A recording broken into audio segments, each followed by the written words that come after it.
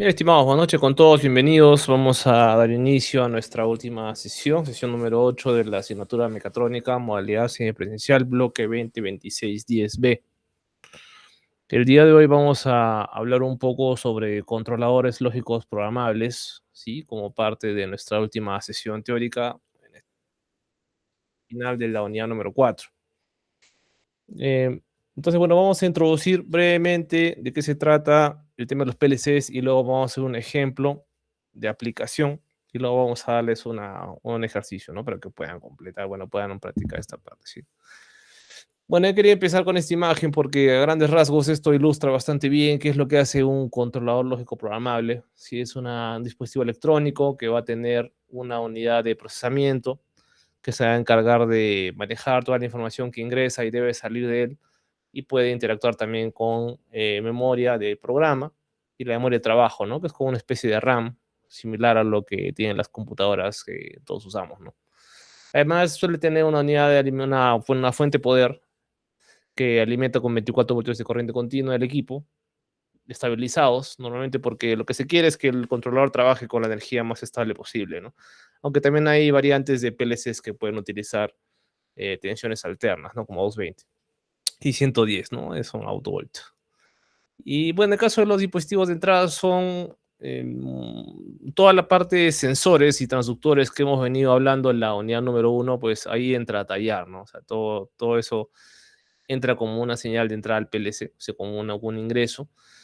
Y todo lo que son las salidas o son bueno, van a ser los actuadores, ¿no? Es decir, el PLC va a tener la función de em, ejecutar alguna lógica de control predescargada y prediseñada, predefinida, ya que está en su sistema, y según lo que ingrese, según los datos que reciba el entorno, o sea, lo que reciba los sensores, los instrumentos de medición, enviará unas salidas eléctricas, obviamente, hacia los diferentes dispositivos de actuación, que a su vez van a modificar las variables de proceso en cuestión, según lo que se quiera controlar, y eso en un momento posterior, pues modificará el estado de las entradas, con lo cual el PLC seguirá ejecutando el algoritmo y realizará más ajustes, ¿no? Bueno, a grandes rasgos, eso es lo que hace un PLC, ¿no?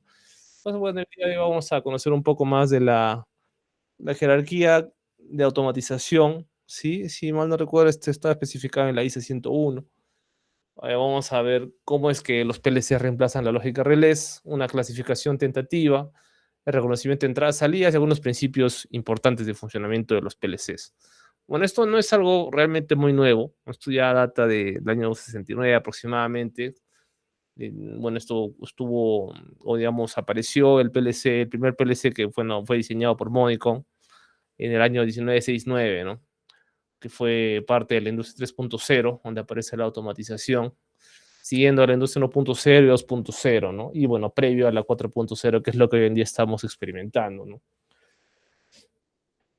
Entonces, bueno, este PLC aparece, ¿no? Como un dispositivo electrónico para poder trabajar sistemas automáticos, un poco para revolucionar un poco lo que se venía trabajando, ¿no? Respecto a la aparición de las máquinas de vapor, el mecanizado, ¿no?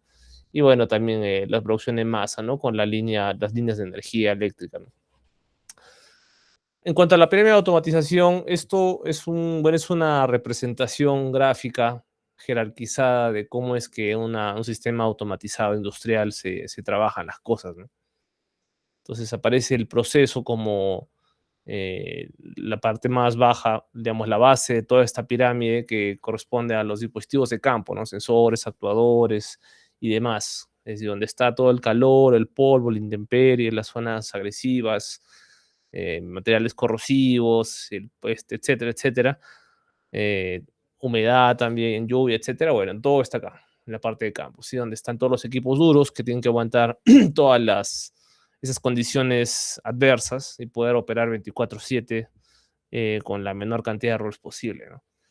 A medida que vamos subiendo, pasamos a la etapa de control, es decir, todos los instrumentos le van a reportar al nivel superior, que son los PLCs, los controladores de automatización programables, ¿sí? Sistemas de red de comunicaciones, máquinas de control numérico, controladores en general, ¿no? Es decir, dispositivos que se van a encargar de recibir estos datos de los instrumentos y poder ejecutar comandos hacia los actuadores, ¿no? Para formar los lazos de control, sí, lazos cerrados, ¿no? Como por ejemplo control on-off, con histéresis, el control PID, etcétera, ¿no? Después tenemos en la pirámide los niveles de monitoreo, ¿sí? Ese es el sistema de SCADA, DCS, HMI, que es donde se utiliza toda esta data que el PLC recopila, gracias a los sensores y a los actuadores también muchas veces, para poder tener de un vistazo, vamos a decir, rápido, general, el estado de toda la planta, de los instrumentos más importantes, los dispositivos críticos, saber cómo se están comportando, cómo está todo este tema, ¿no? Entonces, y bueno, también poder controlar, ¿no? No solo monitorear, sino controlar. De hecho, la diferencia está en que el monitoreo es una señal que tú, o un estado de una máquina que tú puedes observar, pero la acción que tú ejecutas sobre el dispositivo para modificar eso es control. Y finalmente los niveles bueno, nivel 4, el nivel de ERP, ¿no? Que es donde ya se trabajan decisiones a nivel de empresa, ¿no? Planificación de recursos, es decir, lo que un gerente podría necesitar para tomar decisiones sobre la empresa, ¿no? Según el rubro que se esté trabajando, pues va por este lado, ¿no? Ahora, algo importante también aquí es que los tiempos de respuesta de los diferentes niveles van a cambiar, porque lo que se quiere en nivel de campo es tener la respuesta más rápida posible, en el orden de milisegundos, nanosegundos, microsegundos, que podría corresponder a un sistema de emergencia, ¿no? Tú lo que quieres es la respuesta más rápida posible, ¿no? Imagínense un caso de un instrumento de campo de seguridad instalado en una planta petrolera. Tú no te sirve que el instrumento entre en acción días o meses después de que la señal se detecta como una señal errática, ¿no? Porque eso ya significaría que se desencadena una catástrofe y teóricamente después de mucho tiempo debería reaccionar. Entonces, no, lo que quieres es que esto sea relativamente inmediato. Ya en medida que vamos subiendo, los tiempos sí se pueden ir extendiendo un poco más porque ya la criticidad no es tanta, ¿no? Pero el nivel de campo sí es muy, muy bajo. Y a medida que vamos trabajando los diferentes niveles, pues también diferentes familias de equipos van apareciendo, también aparecen diferentes protocolos de comunicación, diferentes herramientas de software. Bueno, hoy en día todo tiende hacia Ethernet, sí, a los diferentes protocolos basados en Ethernet, de los cuales lo más importantes son el Profinet, el Ethernet IP, el EtherCAT y por ahí el modo HCP, ¿no? Correspondientes a bueno, Siemens, Allen Bradley, Beckhoff y, bueno, en este caso Schneider, ¿no? La parte de modo HCP, ¿no? Que básicamente son los protocolos que estos fabricantes, digamos, de forma nativa en sus equipos promocionan un poco más, ¿no? Y bueno, todo esto está enlazado con el tema de Internet de las cosas industrial, ¿no? La idea es poder enlazar todo esto con sistemas a nivel de IoT, ¿no? Eventualmente para obtener todo el control y la capacidad de gestión remota desde cualquier lado a través de Internet, ¿no? Y pues todo esto se utiliza muchísimo en los sistemas automatizados de las minas, ¿no? La gran industria, ¿no? Como las petroleras, las cementeras, ¿sí? Con sus diferentes diagramas, ¿no? O sea, todo esto son algunos diagramas que podríamos observar, por ejemplo, en un sistema de monitoreo, ¿no? Bueno, tentativos, ¿no? Y bueno, lo que está en el nivel de control que nos interesa el día de hoy es esto, ¿no? Los PLCs, que son estas cajitas electrónicas de grado industrial, o sea, que pueden trabajar en ambientes muy agresivos y se diferencian de las PCs en algunas cosas cruciales, ¿no? Como por ejemplo que los PLCs van a soportar los entornos hostiles de la industria, mientras que las PCs no, al menos no de primera mano, ¿no? A menos que sea una PC especial o una PC industrial que ya deja de ser una PC, ¿no? Sino pasa a ser una PC un poco más robusta y mucho más cara también. El PLC tiene un lenguaje de programación sencillo y también tiene interfaces de entrada y salida. O sea, tú puedes conectar directamente al equipo los datos, mientras que con la PC no se tiene normalmente eso, ¿no? No es que tú, por ejemplo, compres una laptop en cualquier lado y ya tengas una interfaz para ingresarle señales como un pulsador o mandar un dato hacia un variador o algo así, ¿no? No es algo habitual de las PCs, ¿no? Que se puede utilizar de repente algunas interfaces externas para hacer algunos ajustes, puede ser, pero de primera mano no es para lo que está pretendido, ¿no? El PLC está específicamente diseñado para eso, ¿no? Y tiene buenas ventajas respecto a la lógica de relés, como las que vamos a ver a continuación, ¿no? Antes se ha trabajado todo a nivel de contactos secos, relés, o sea, relevadores en tableros eléctricos, pero el problema era que había una serie de inconvenientes en cuanto al tema del mantenimiento, ¿no? La escalabilidad de estos sistemas, ¿no? Una cosa que es muy importante el tema de PLCs respecto a los relés es que el monitoreo y la solución de problemas es mucho más rápida porque como todo se trabaja a nivel de software, o sea, tú cuando conectas las entradas al PLC, las salidas, y todo lo manejas a nivel de software, es mucho más sencillo entrar al programa del PLC y ver cuál es la señal que de repente está fallando, como para darte cuenta qué sensor tendrías que atender antes que ir al campo y visualizar un tablero lleno de cables que muchas veces no están etiquetados y que también la mayor parte de veces los clientes pues ni siquiera tienen planos ni nada, ¿no? Entonces es mucho más complicado hacerlo así. Entonces, de ahí una ventaja, ¿no? Em, entonces, bueno, esto ayuda mucho. Sí, solamente que hay que tener el PLC con el programa, pues, operativo, ¿no? Bueno, totalmente liberado, porque también puede tener contraseña y eso también complica, ¿no? También podemos tener sistemas un poco más condensados en cuanto a la información. Podemos hacer de repente algunas reducciones de espacio. En cuanto a la flexibilidad, es mucho más fácil que tú puedas extender tus sistemas basados en PLCs que extender un sistema de lógica cableada, porque para que tú puedas extender de lógica cableada requerirías el plano o saber exactamente bien cómo está todo cableado para que según eso hagas las modificaciones pertinentes y que esto funcione correctamente, ¿no? En el PLC es mucho más escalable porque tú puedes ingresar en el PLC unas nuevas líneas de programación, de código, y estas no necesariamente van a afectar a las anteriores, ¿no? Entonces no te corres un riesgo tan grande como si lo harías en el centro de, bueno, un sistema de lógica cableada, ¿no? Ahora el PLC respecto a la lógica cableada casi se distingue y se destaca porque la lógica cableada no tiene capacidad de comunicar los datos hacia instancias superiores de la pirámide de automatización. En cambio, bueno, los relés no lo hacen así, el PLC sí, y esto ya es una cosa bastante importante cuando los sistemas son grandes y necesitamos estos datos para monitoreo y control, ¿no? Además, son mucho más veloces, los PLCs pueden trabajar, por ejemplo, sistemas de encoders, sistemas de conteo rápido, que son, bueno, tienen requerimientos de muy alta velocidad en tiempo real. Como decíamos, es muy de fácil expansión. Si es que te faltan señales o módulos de señal, simplemente se pueden ampliar a través de estos accesorios, ¿no? Que van montados a los costados del equipo, ¿sí? Bueno, es un poco más pequeño. Y en cuanto al costo, pues es debatible porque igual hay un know-how importante que hay que conocer de PLCs, entonces no es que cualquier persona, pues, programme un PLC. No es algo tampoco demasiado difícil, pero igual hay que conocer algunas cosas de informática, ¿no? Y de redes para poder trabajar con eso y que eso que funcione correctamente, ¿no? Entonces, bueno, igual, acá nuevamente el gráfico que les comentaba al inicio. Sí, solamente aquí añadir que se trabaja también con un dispositivo de programación que es pues, normalmente una laptop o una computadora de escritorio, según la disposición de campo. Y tenemos softwares especializados para cada marca, ¿no? Entonces ahí una de las complicaciones es que para cada marca de PLCs, cada software de cada fabricante es diferente.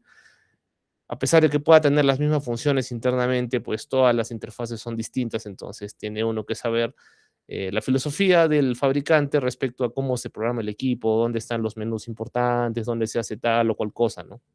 Entonces, esto ya implica que el programador tendría que empaparse un poco más de diferentes softwares y acá ya empieza, digamos, la diversión, vamos a decir, ¿no? Entonces, es un reto, ¿no? Porque igual son softwares que son normalmente pagados y no es tampoco muy sencillo ni muy barato de conseguir, ¿no? Em, bueno, algunas otras cosas que podríamos mencionar de los PLCs es que hay diferentes gamas según los fabricantes. Sí, hay diferentes equipos para diferentes aplicaciones. Si tienes una aplicación pequeña, pues utilizarás un PLC acorde y habrá aplicaciones mucho más avanzadas donde se requiera un desempeño mucho mayor, de repente opciones de redundancia o comunicación especializada o módulos tecnológicos o funciones muy específicas, ya se pasará a PLCs mucho más caros y podemos estar hablando de que pasar de unos cientos de dólares en un PLC básico hasta miles de dólares o 10 miles de dólares para un PLC que es mucho más avanzado, ¿no? Entonces, todo depende de la aplicación, de la comunicación, de la cantidad de señales requeridas, de la interfaz que se quiera utilizar, del mismo equipo, ¿no? Los requerimientos de desempeño, velocidad, etcétera, ¿no? Entonces, todo eso hay que evaluar también. O sea, no es que se pone cualquiera en cualquier lado, ¿no? Y esto se puede clasificar según, bueno, si funciona la posibilidad de expansión, un PLC se puede clasificar en compacto sin expansión, modular o compacto con expansión, ¿no? Si es que es compacto sin expansión, simplemente el PLC es el CPU y la fuente de alimentación, con algunas entradas-salidas que se pueden conectar directamente. Si es modular, puedes ampliarlo con algunos módulos hacia el costado, digamos, algunos accesorios del propio PLC, y compacto con expansión, ¿no? También se tiene, ¿no? En cuanto a la funcionalidad, también hay diferentes grados, ¿no? Dependiendo si es un PLC económico, es un PLC caro, puedes hacer muchas más funciones, ¿sí? Para que esto pueda trabajar también soluciones más complejas. Y también en función a la cantidad de señales que puedes conectarle al PLC, pues puedes hablar de señales o de PLCs básicos, ¿no? De pocas entradas-salidas, digamos, entre 15 y 128 puntos de entrada-salida para un proceso muy simple, a ya hablar de miles de datos, ¿no? Para aplicaciones muy grandes, ¿no? Lógicamente, para una aplicación, digamos, un PLC de cabecera de una planta industrial grande o una minera, pues ya estamos hablando de sistemas mayores, ¿no? Entonces, no sería pensable colocar un sistema de trasera pequeña, pero para un proceso específico, de repente, donde quieres controlar quizás un motor nada más o unos pocos sensores y hacer una aplicación básica, podrías pensar en el básico, ¿no? Entonces, hay un criterio también de diseño en función al requerimiento del proceso que hay que tratar de respetar, ¿no? Si no hay que matar la hormiga con la bazuca, ¿no? Hay que tratar de dimensionarlo lo más económico, pero funcional para la aplicación. Y también hay una clasificación según si el PLC controla un proceso o varios, o controla más bien a otros PLCs, ¿no? ¿Sí? También podemos establecer redes de comunicación y algunos ejemplos, ¿no? Para que veamos, por ejemplo, de General Electric, también de Schneider, ¿no? El Tuido, en Allen este PLC, el SLC500, ¿sí? Y bueno, las conexiones, ¿no? Que sería ya cómo es que hay que conectar los equipos, ¿sí? Cómo es que hay que conectar los sensores, los actuadores. Normalmente al PLC le ingresa 24 voltios, también puedes tener salidas de 24 voltios que son de transistores o salidas a relés que son contactos secos, ¿no? Que eso ya se puede conectar con 220, 24, 110, depende de lo que se requiera, ¿no? Muchas veces también se habla del rack y el slot en las configuraciones del hardware. El rack es vamos a decir, todo el bastidor horizontal donde se van a instalar los slots o las ranuras que son ya las separaciones verticales, ¿no? Así como libritos. Entonces, tiene que haber una correspondencia entre la ubicación física de donde están los módulos y la configuración en el software de cómo se distribuye todo esto. No tiene que ser lo mismo, ¿no? Porque si uno configura erróneamente esto, dependiendo del fabricante, pues no va a funcionar correctamente, ¿no? Y normalmente los PLCs tienen en sus manuales y en sus módulos, muchas veces en las bisagras con las que se abren y se visualizan los bornes de conexión, algunos rótulos para saber qué equipos o qué canales se están utilizando en tal o cual punto.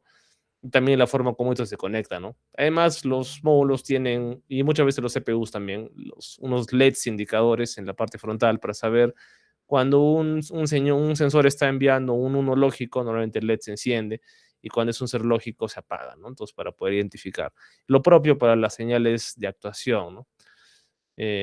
Muy bien, y finalmente para el tema de PLCs existe esto que es el ciclo de exploración, también llamado ciclo de scan, que es básicamente el proceso mediante el cual el PLC toma las señales del proceso, ejecuta el programa con esas señales, actualiza las salidas al terminar el programa y luego hace funciones de diagnóstico de comunicación para luego volver a iniciar. Si es que las entradas del PLC cambian una vez que o sea, una vez que ya pasó la etapa de leer entradas, el PLC desestima esto y simplemente ejecuta todo el programa con las últimas entradas o el último bloque que leyó. Entonces, una vez que termina la parte de la flecha roja, nuevamente lee entradas y repite, ¿no? Este es un ciclo típico que aplica a todos los controladores, a todos funcionan así, lo hacen de forma secuencial, ¿sí? Lo hace muy, muy rápido, entonces parece que fuera en paralelo, pero no, es la ejecución secuencial de todas las instrucciones. Y considerando pues que el PLC ejecuta las instrucciones en cuestión de microsegundos o milisegundos, dependiendo del modelo, pues esto lo hace tan rápido que parece que es instantáneo, ¿no? Pero en general esta es la forma como los equipos operan, ¿no? Entonces, bueno, esto se puede, o se utiliza, mejor dicho, para programar lógicas de control. O sea, lo que hay que definir normalmente para poder trabajar esto es, bueno, la cantidad de entradas y salidas que uno necesita del proceso. Entonces, esto se vincula a contactos normalmente abiertos o cerrados dentro de la lógica del ladder, ¿no? El ladder es esta parte que está a la derecha, es el espacio donde vamos a hacer el código. Se conoce también como diagrama de contactos y es como una especie de circuito lógico. Podría hacerse una comparativa con un diagrama eléctrico donde tienes el positivo a la izquierda y el negativo a la derecha y lo que buscas es que a través de los diferentes contactos la energía vaya de la izquierda hacia la derecha, ¿no? Y llegue a energizar las bobinas, que lo que hacen es modificar los estados de las salidas, ¿no? O de las memorias, ¿no? Dependiendo de cómo se programe, ¿no? Esto a grandes rasgos, ¿no? Pero digamos que el PLC no, o sea, no es un diagrama eléctrico, es un diagrama lógico, ¿no? Solo que muchas veces se hace la analogía porque los técnicos electricistas lo entienden mucho más así. Y a medida que el programa se hace largo, pues estas instrucciones se van haciendo mucho más largas hacia abajo. Entonces da la impresión de que fuera una escalera, ¿no? Si es que el programa es muy largo. Por eso es que se conoce como ladder, ¿no? Que en inglés es escalera. Y bueno, conectar adecuadamente las señales de entrada-salida para que esto pueda operar, hacer la vinculación con las señales o sea, las direcciones físicas, ¿sí? Eso se hace en el programa, ¿no? Porque en el programa tienes que decir qué contacto corresponde a qué señal de entrada para que el PLC pues, pueda tomar el dato, ¿sí? Según lo que físicamente tiene conectado, y a través de eso pues hace la ejecución del código, ¿no? Y bueno, básicamente eso es lo que se hace en el PLC y luego ya se pueden hacer modificaciones, se puede llevar a ejecución esto para que pueda operar, ¿sí? Y algunas instrucciones básicas que se trabajan en para el caso de Allen Bradley. En el caso de otras marcas también se utilizan instrucciones similares, pero tienen otros nombres, ¿no? Y de hecho hay muchas marcas que trabajan con o que utilizan, o mejor dicho, que fabrican PLCs, ¿sí? Probablemente acá hay algunas de las más importantes, ¿sí?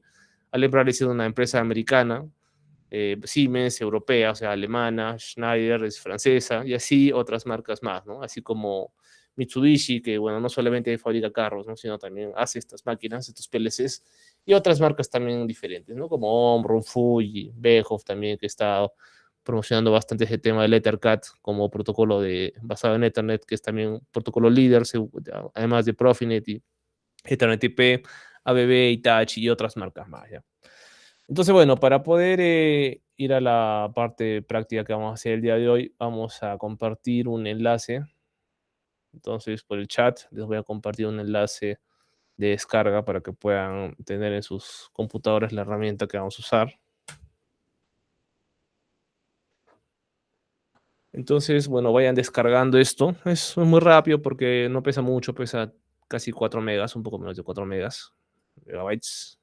Pero a la par que lo van descargando, yo voy a ir mostrando en pantalla, así como es que es esto. Cuando ustedes terminen de descargar este software, deberían tener algo como esto. Ahora voy a mostrarlo aquí.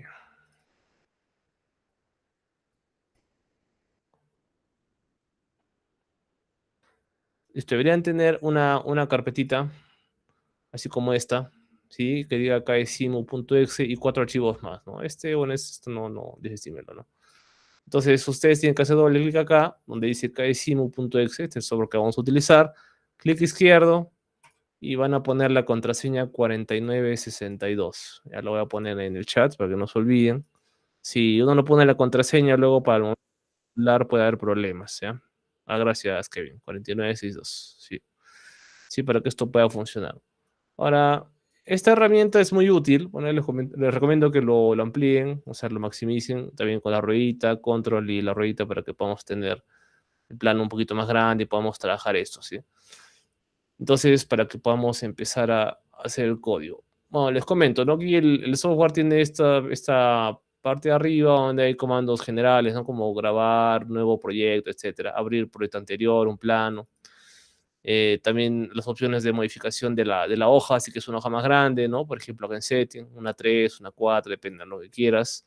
Igual acá los mismos botones, pero como que, digamos, dispuestos acá, arriba. Botón de inicio y parada de la simulación. Y lo que viene después ya son los botones de los diferentes componentes que vamos a utilizar para trabajar. Ya, en este caso, bueno, para empezar vamos a hacer una simulación de un motor trifásico y luego ya les dejaré la actividad y a ver si lo logran terminar. Entonces, bueno, para colocar los elementos, bueno, vamos a hacer clic acá donde dice alimentaciones y vamos a empezar colocando una alimentación trifásica, que es esta aquí que dice LLLPE. Y APE significa tierra de protección, en inglés esto es Protective Earth. Clic izquierdo y te va a seguir este símbolo rojo, ¿no? Entonces le hacemos clic izquierdo nuevamente en el plano, dentro del cajetín, y se pone ahí en negro, ¿no? Y te sigue, este rojito que te sigue es como para que tú de repente pongas más de estos en la hoja, pero si no quieres eso, clic derecho, o simplemente la tecla escape del teclado y se va, ¿no? Ahora vamos a colocar a continuación aquí en el tercer elemento debajo del disquete. Hay un elemento que es el interruptor magnetotérmico, ¿sí? Tripolar, y lo vamos a poner de esta forma, ¿sí? Así como estoy colocándolo yo. Si de repente lo colocaste en un lugar que no corresponde, puedes ponerle clic izquierdo y luego otra vez clic izquierdo, mantienes y lo arrastras, ¿no? Al lugar donde debería estar, ¿no? Entonces hay que alinear las alimentaciones L1, L2, L3 en la grilla con 1, 3, 5, ya con estas líneas, porque esto luego lo vamos a conectar. Después vamos a colocar aquí un contactor, ¿sí? Un contactor que es aquí debajo de la impresora, que dice 3, contactor de 3, ¿sí? Y después nuevamente aquí en el de 3, en el tercero debajo del disquete, vamos a poner acá un relé térmico, ¿ya? Un relé térmico. Y finalmente el motor. El motor está aquí debajo de la tijera de cortar, motor trifásico, y lo colocamos de esta manera, ¿sí? Debería quedarles más o menos así, en línea recta, porque lo que vamos a hacer a continuación es cablearlo, ¿no? Entonces, para cablear vamos a sacar el último botón y le vamos a poner la línea trifásica, que es esta, y ubicamos el cuadradito que nos empieza a seguir en el componente que esté más hacia la izquierda, pero en la punta, ¿sí? O sea, que esté en la puntita. Vamos a ponerlo acá otra vez. Por ejemplo, ahí, ¿no? Está en la punta del L1, haces clic y vas arrastrando hacia abajo. Y te queda ahí. Cuiden de no pasarse. Si se pasa, se va a poner turquesa. Y si lo haces muy corto, va a quedar así, porque hoy es un error. Si se pasa, no va a funcionar porque el software lo detecta como una desconexión. Tiene que estar justamente hasta el borde nada más, ¿no? También lo podrían cablear uno por uno con el primer cable, que es el que está acá, cable de fase, pero lo que pasa es que se va a demorar más porque como es trifásico, hay que cablear las tres líneas, ¿no? Y es más fácil equivocarse también. Entonces con este trifásico lo cableamos y les debe quedar más o menos así, ¿no? Y conectamos acá luego la tierra, que es este cable verde amarillo, que para el software le da lo mismo cuál es el cable que uses, pero esto más adelante lo puedes exportar a un plano eléctrico, así que conviene tenerlo con el color correcto, ¿no? Entonces lo tenemos así. Si es que esto lo deseas mover, de repente lo que se puede hacer es, haces clic, te ubicas en la parte superior izquierda, clic, arrastras, haces una cajita, se pone todo en rojo y lo mueves, ¿no? Lo desplazas a un costado, ¿no? Donde quieras ponerlo, ¿ya? Ahora, bueno, este es nuestro diagrama de fuerza, entonces le vamos a poner acá en texto, diagrama de fuerza. Y luego clic izquierdo acá y bueno, podemos ubicarlo para saber, ¿no? Que este es el diagrama de fuerza. Listo, entonces, ¿qué hay? Ahora lo que vamos a hacer es conectar el PLC, ¿sí? El PLC lo vamos a encontrar aquí en este cuadrito que dice IO. Y el 1200 es este acá. Vamos a utilizar el 1200, que ese es el que de repente ya han estado trabajando con el profesor Alan. Y si es que no, lo vamos a ver este fin de semana, seguramente sábado. Y bueno, lo conectamos, lo colocamos ahí. Ahora, como ven, esta hoja nos queda un poco pequeña porque es una hoja tamaño A4.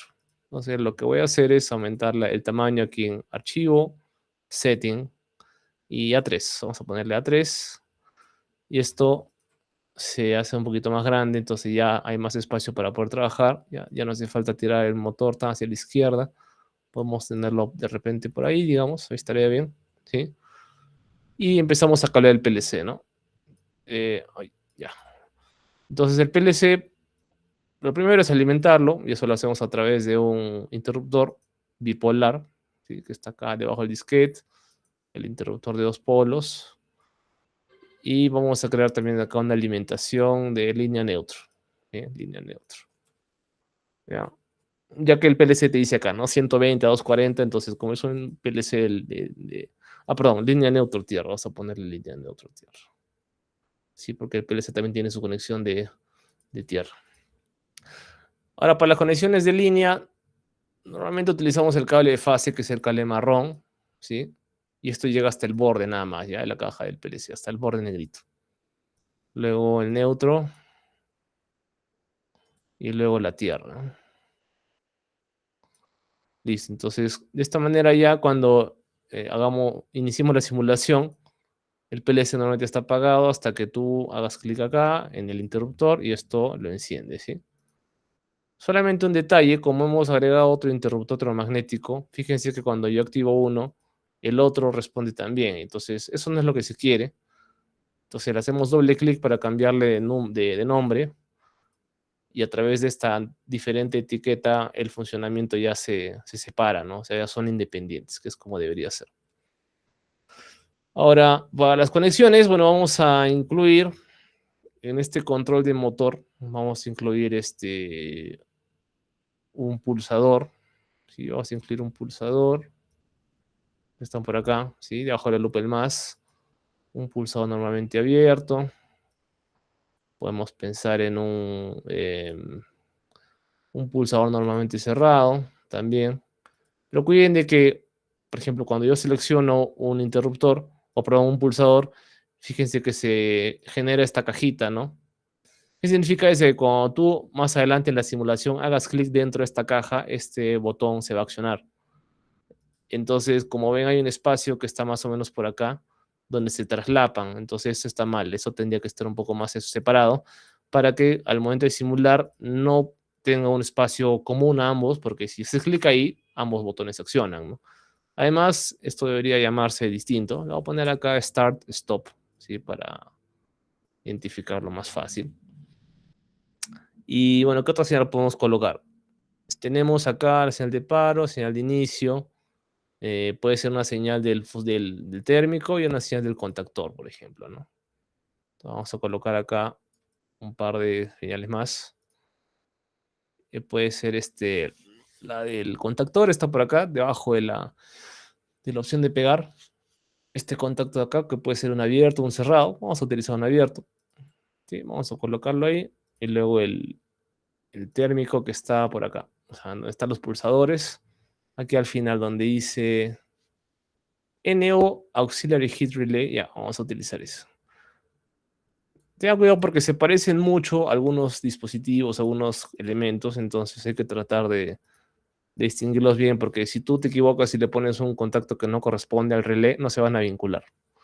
Ahora otra cosa, ¿no? El contactor en este caso es básicamente un interruptor electromecánico, se llama guión KM. Aquí vamos a ponerle guión KM también para que se vinculen. Y el térmico se llama guión F. Entonces el contacto que está acá también se debe llamar igual, ¿no? Para la conexión podemos hacer una conexión en modo sumidero, que ese es cuando la corriente ingresa hacia el PLC.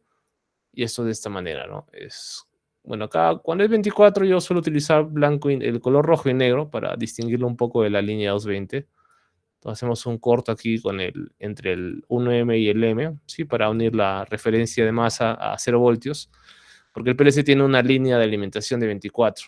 Entonces, a través de esta fuente, uno puede cablear las diferentes señales que regresan al PLC, ¿no? Se puede hacer de esta manera o se puede hacer con una fuente externa, ¿no? No hay problema. Pero como está la posibilidad de hacerlo así, lo vamos a hacer de esa manera.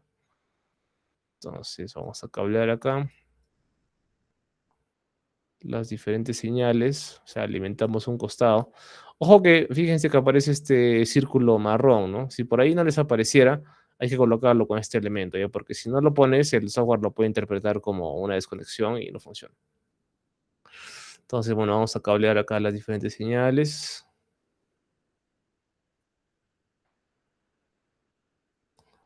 Solamente hasta el borde, ¿ya?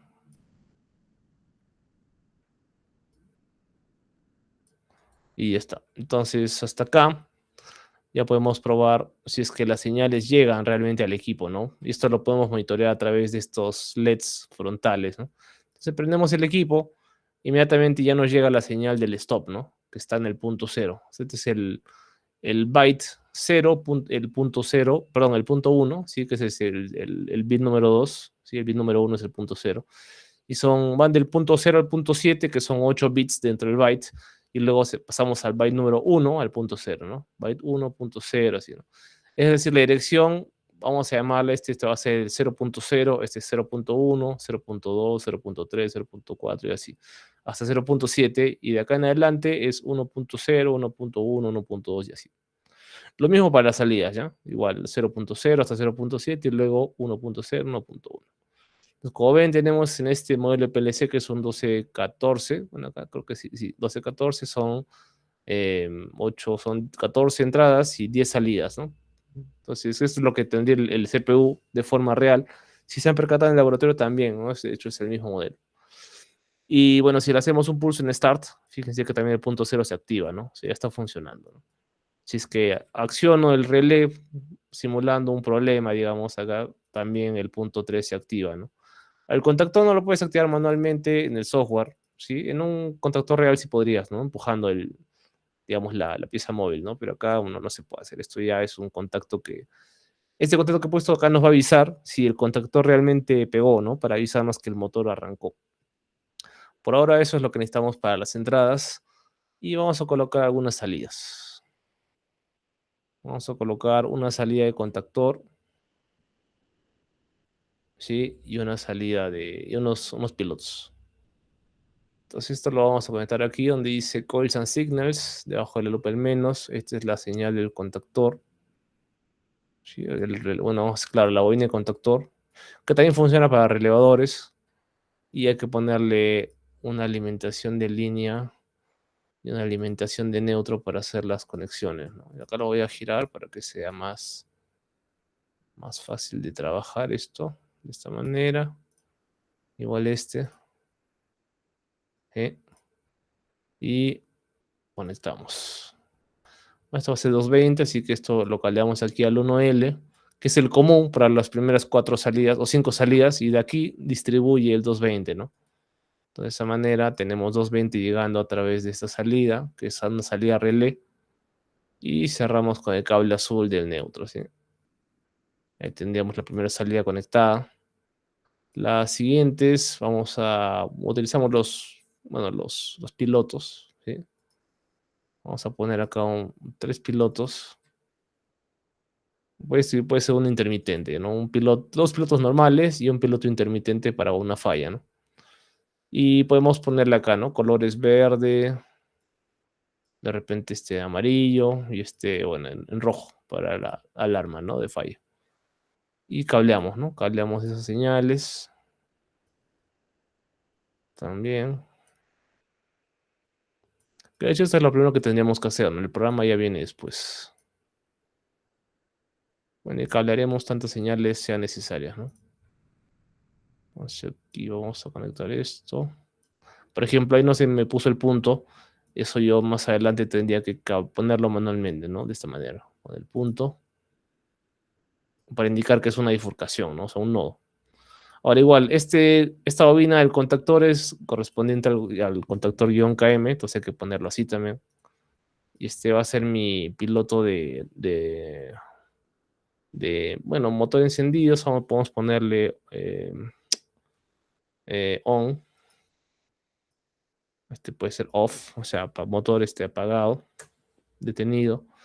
Y este puede ser vamos a ponerle OL de sobrecarga, overload, que esta es la señal que, bueno, el piloto que nos podría avisar que hay una sobrecarga en el sistema, ¿no? Y ya podemos pasar a hacer el ladder, ¿no? Entonces, para el ladder, ya que tenemos ya todo cableado, vamos a utilizar estos rieles que están aquí a la derecha, que están en el menú de iOS. No, perdón, acá el ladder. Y vamos a conectar acá, ¿no? Este más y este menos para poder empezar a diagramar, ¿no? El programa. ¿Ya? Entonces, vamos a crearle aquí el riel. Sí, el riel de alimentación, vamos a decir. Y hasta acá, ¿no? Igual, ya. Bien, entonces lo que vamos a empezar a hacer es la lógica, ¿no? Para el programa, ¿no? Vamos a hacer una primera línea para la salida del contactor. Entonces, nosotros queremos que esto funcione. O sea, que el motor arranque cuando pulsas stop y cuando pulsas start y el stop no está apretado, ¿sí? Y además deberíamos tener que el PLC no esté en falla tampoco, ¿no? Y bueno, ya vamos a hacer acá también la conexión de los diferentes contactos que estamos poniendo. Y lo siguiente es darle un valor en la dirección, ¿no? Como yo quiero vincular esta primera señal a mi pulsador de start, esta señal llega al borne I0.0, ¿no? Se le dice I0.0 porque es I de entradas, byte 0, bit 0. Este acá es el stop, este va a ser I0.1 y este va a ser mi señal de falla, ¿no? Que es el I0.3, 0123. ¿Ya? Entonces, la salida, la primera es Q0.0, se les llama Qs, o sea, son salidas, entonces ya no son Is, son Qs. Deberían ser Os de output, pero la O y el número 0 se parecen, entonces se utiliza la Q, ¿no? Y eso corresponde a la primera bobina, ¿no? Entonces, bueno, una vez que tenemos eso, vamos a probar cómo se comporta esto nada más para que veamos cómo está hasta ahí, ¿no? Entonces, fíjense, ¿no? Vamos a mostrar, prendemos bueno, activamos el interruptor, eso sería una llave manual, ese también, el PLC ya se enciende. Entonces, cuando se pone esto en azul, quiere decir que la señal está pasando, ¿no? O sea, podría pasar, este contacto cerrado, este también está permitiendo que pase, entonces solamente faltaría que se active el I0.0 para que el Q0.0 se active. Y si se activa este Q0.0, la línea que viene acá de 220 va a energizar esta bobina, y esta bobina a su vez va a energizar el contactor, que a su vez le va a dar el trifásico al motor. Entonces, esto ocurre, ¿no? Cuando hacemos el pulso acá, inmediatamente pasa todo lo que hemos dicho, ¿no? Solamente que tenemos un problema, ¿no? Que si sacamos el dedo, esto se apaga, ¿no? Y eso no es lo que queremos. Queremos que el sistema se mantenga. Y es por eso que deberíamos colocarle aquí también un contacto eh, de enclavamiento que va a utilizar la señal de realimentación del contactor, ya que es la I0.2, que está cableado en ese borne. Entonces esto lo vamos a cablear acá. Y ahora fíjense la diferencia, ¿no? Entonces prendemos acá. Y ahora hacemos un pulso y ya funciona, ¿no? O sea, ya el pulsador start sigue, o sea, está apagado. Puedes presionarlo o no presionarlo y el sistema sigue girando, ¿no? Y ahora cuando haces stop, se apaga, ¿no? Entonces hasta ahí ya tenemos una primera línea. Hasta ahí ya funciona, ¿no? Solamente que vamos a embellecerlo un poco con los diferentes pilotos para colocar los estados, ¿no? Del sistema. Entonces vamos a poner aquí unas cuantas líneas más. Sí, este va a ser para la siguiente salida.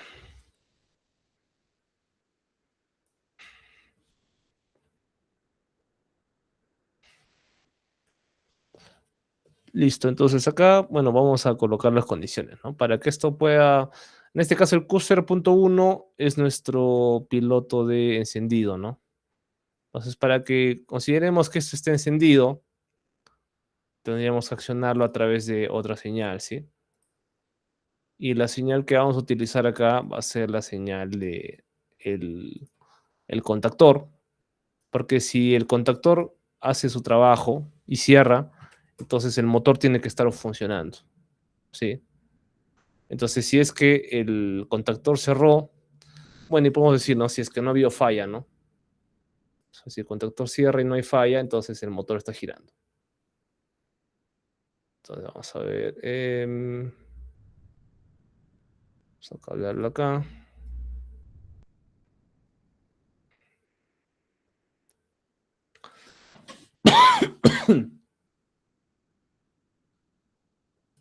Sí.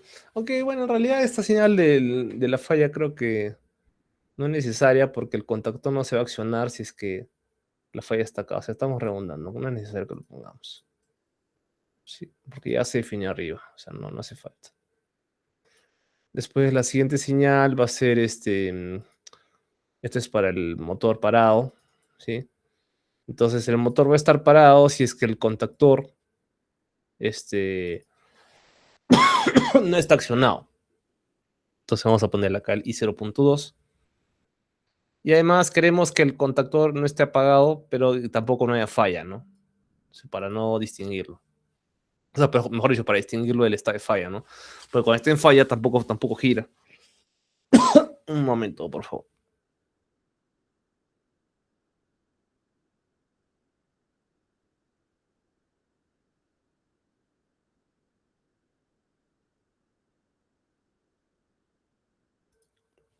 Bueno, entonces hasta acá vamos a conectar este, esta señal del contactor. Es decir, si el contactor no pegó y no hay falla, ¿sí? Este es el I0.3. Entonces esto quiere decir que el motor está detenido. O sea, no estamos en un escenario de falla, solamente que está parado el motor, nada más. Y conectamos también el negativo, ¿no? No podemos dejarlo ahí abierto. Y finalmente, la última señal, el Q0.3 es la señal de fallo, ¿no? Esto se va a accionar siempre y cuando tengamos el I0.3 activo, porque esta es la señal del relé. Ahora, aquí en el programa yo utilizo la señal normalmente abierta, el contacto normalmente abierto del térmico, pero esto en un escenario real sería con el normalmente cerrado, ¿ya? Porque, por seguridad. Solamente que acá el programa no se lleva muy bien con el contacto normalmente cerrado, entonces por eso lo hacemos de esta manera. Ya, entonces básicamente eso es. Ya, esto es todo lo que hay que conectar acá. Ya, está un poquito chiquito, creo, pero bueno, ahí se visualiza todo, ¿no? Entonces, vamos a probar. ¿Sí? Prendemos, ¿sí? Y vamos a empezar a... Bueno, y fíjense, inmediatamente hacemos eso, ya prendemos el PLC y ya nos dice que el motor está parado. Entonces ya está funcionando.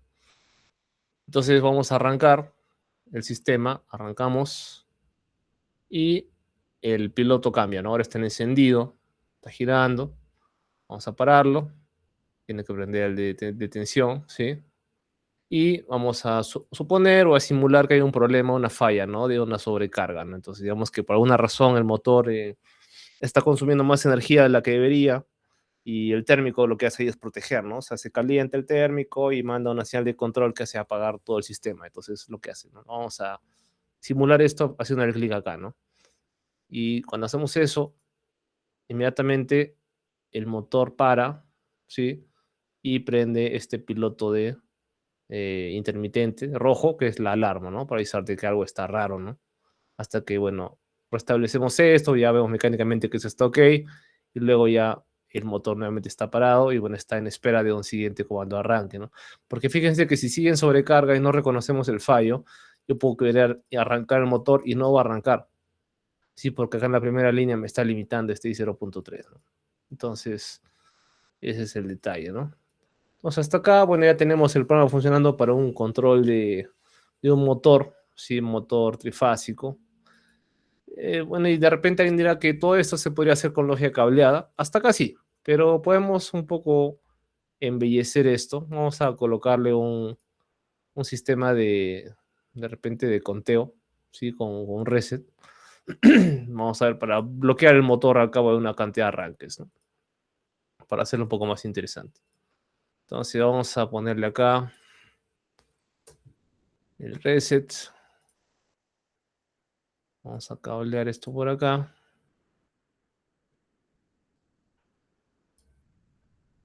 A nuestro siguiente canal libre. ¿Ya? Y esta señal de reset la vamos a poner por acá, ¿no? Podríamos modificar este programa. Vamos a agregar una señal más, que va a ser de un contador, ¿sí? Que está por acá. El contador, este es el de acá. Por ejemplo, ¿no? Un contador ascendente. De repente podemos poner acá en doble clic, le ponemos que sea una conexión de que cuente tres pulsos, ¿sí? Tres. Y, bueno, le vamos a poner acá el...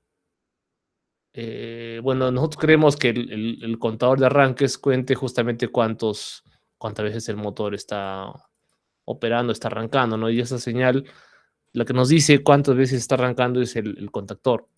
Sí, porque a medida que el contactor pega, ya el motor arranca una vez, ¿no? Entonces eso lo conectamos directamente acá. Y esto lo podemos cablear a una señal, puede ser una marca de memoria. Las marcas son M's, vamos a ponerle acá, no sé, M10.0, por decir, o M2.0, por poner alguna, ¿no? que es el byte 2 de memoria. Claro, yo pongo 2.0 porque en un PLC real Siemens el byte 0 y 1 están reservados para otras cosas. Entonces por eso no lo pongo. Y conectamos, ¿no?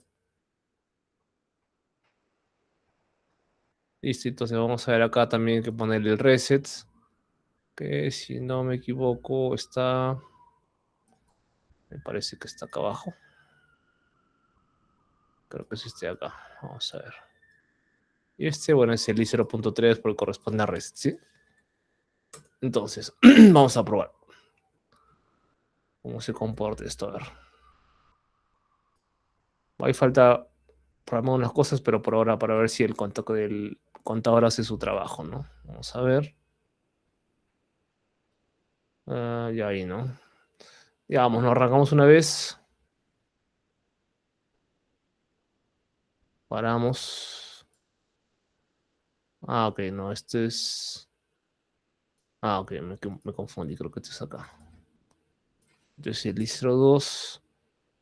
Este es el reset, si no me equivoco. A ver ahí, vamos a ver. Ya, está bien. Entonces, por ejemplo, ahí no arranca una vez y cuenta uno, ¿no? Paramos. Vamos a arrancar otra vez. Cuenta dos. Paramos. Ay, me equivoqué. Otra vez. Uno, dos. Ah, bueno, ahí tiene cuatro, pero ya se me pasó. Ya me corrigió unos arranques más. Entonces, bueno, cuando cuenta más de tres, ya está activando una marca, ¿no? Y bueno, esto vas a ir contando. La idea es poder utilizar esta marca del contador que me pueda avisar que ya estamos, hemos logrado llegar al punto, ¿no? Entonces, esta señal la voy a utilizar para limitar los arranques sucesivos. Y ahí eso lo vamos a hacer en esta línea acá. Vamos a modificar acá esto un poco. Podemos recablear esto o dejarlo donde está, pero a mí me gusta cablear o poner solamente un tramo de cable, no hacerlo por pedacitos porque siento que es más ordenado. Vamos a colocar acá una señal normalmente cerrada, o sea, es lógica invertida, y vamos a poner la marca que acabo de crear. Sí, entonces vamos a poner ya está, la señal. Simplemente recableamos todo. Bueno, un programa de ingeniería como tal, este es mucho más rápido, ¿no? Como el KSIMO tiene algunas limitantes, ¿no? En cuanto a la parte operativa, entonces por eso hay que cablear esto manualmente, ¿no? En un programa real esto es un poco como automático. Ya, entonces, ¿no? Ya tenemos ahí cableada la señal de límite de contador de arranques y solamente no va a dejar hacer 3, ¿no? Cuando llegue a 3 ya no va a permitir arrancar más. Ah, perdón, acá se me movió esto acá, el PLC. Ok, creo que ya está. Y ahora sí. ¿Listo? Entonces, bueno, arrancamos una vez. Funciona, listo. Arrancamos otra vez. Y vamos a arrancar una tercera vez. Entonces ahí el sistema ya, bueno, ya paró. O sea, no me va a dejar arrancar una tercera vez porque ya me está limitando este M3.0, ¿sí? Entonces, bueno, eso es el límite que yo le quería poner. Entonces ya no me deja arrancar hasta que yo resete el contador. O sea, lo reseteamos con este botón de reset. Ah, perdón, esto está... Ah, no, está mal esto. Esto debería estar como i0.4. A ver, veamos un ratito.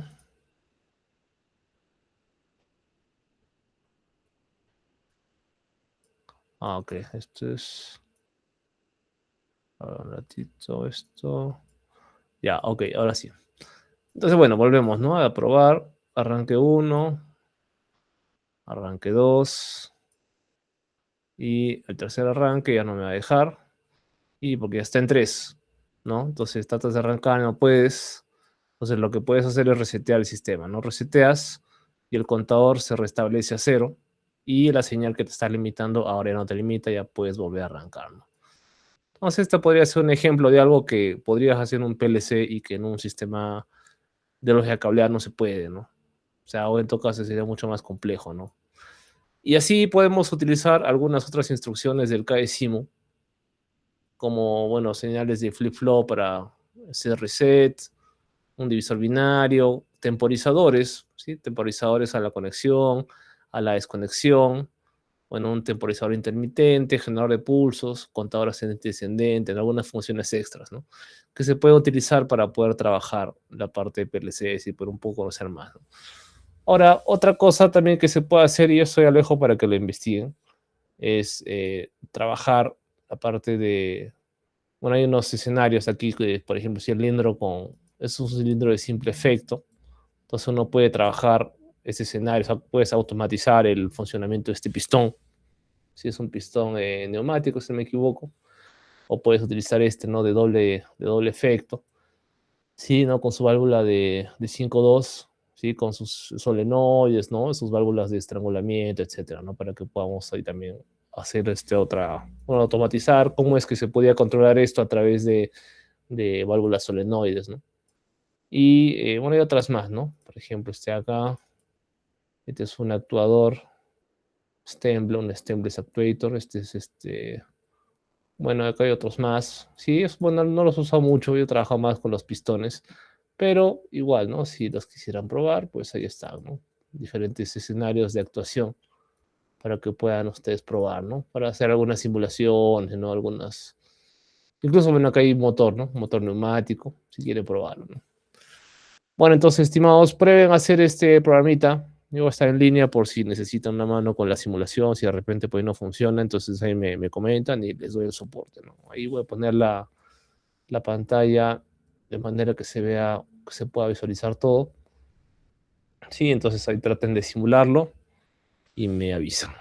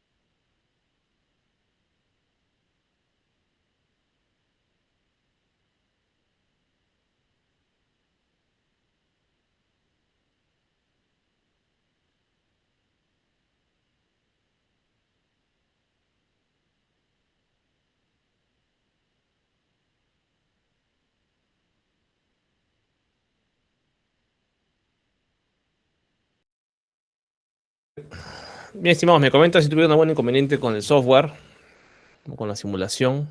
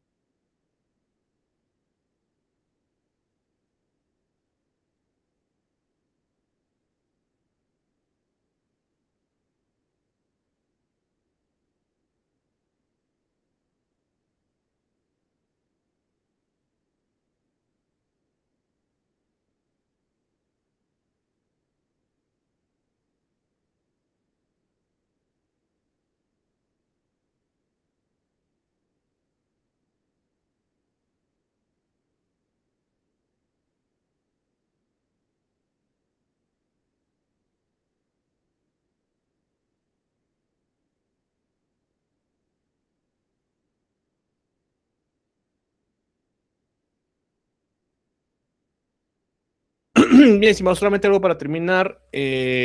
Bueno, como también hay que ver un poco el tema de lenguajes de programación, eso ya lo dejo para que lo puedan practicar con el profesor Alan el fin de semana. Aquí también se puede ver en el software KSIMU, en esta opción de iOS, perdón, al costado del ladder.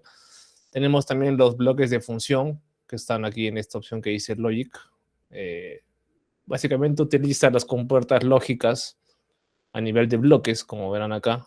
Entonces simplemente uno va conectando las diferentes compuertas y las va interlazando entre sí a través de estos conectores tipo cable, ¿no? Entonces hace arreglos tipo AND, OR, NOT, etcétera, ¿no? Así como lo harías, por ejemplo, también en un arreglo lógico básico, ¿no?